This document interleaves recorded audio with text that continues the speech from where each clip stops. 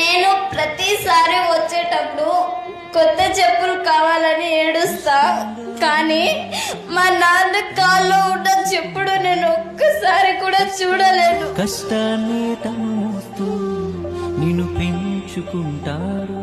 మా నాన్న కాల్లో ప్రతిసారి వచ్చేటప్పుడు ఇరిగిన చెప్పులు వేసుకునే వస్తాను. కందని ఆనందం నీకందితే చాలనుకుంటాడు. కానీ నేను మాత్రం ప్రతిసారి హాస్టల్కి వచ్చినప్పుడు కొత్త చెప్పులు కావాలని ఏడుస్తాను, కొత్త బట్టలు కావాలని ఏడుస్తాను. ఏమిచ్చావని నిందించకురా నాన్నను. అని నాకు ఇప్పుడు తెలిసింది సార్, అమ్మ నాన్న విలువ.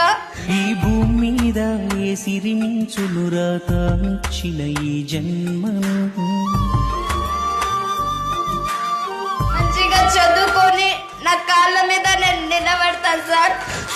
వెంటెత్తెదిగిన నీ వెనకాగనమైన పునాదే నాన్న. ఏమిచ్చావని నిందించకురా నాన్నను. నేను మంచిగా చదువుకొని ఈ పాఠశాల పేరు, నన్ను కన్న తల్లి వాళ్ళ పేరు నిలబెడతాను సార్. మా నాన్న వాళ్ళను నేను ఎప్పుడు మాట్లాడకుండా ఉండను సార్, వాళ్ళతో కలిసి ఉంటాను సార్ ప్రతిసారి.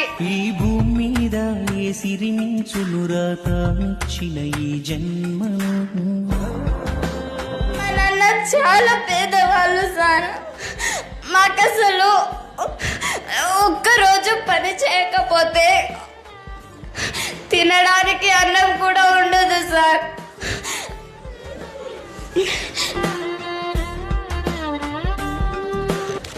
నేను మంచిగా చదువుకోవాలని నాకు ఈ హాస్టల్లో పెట్టినారు సార్.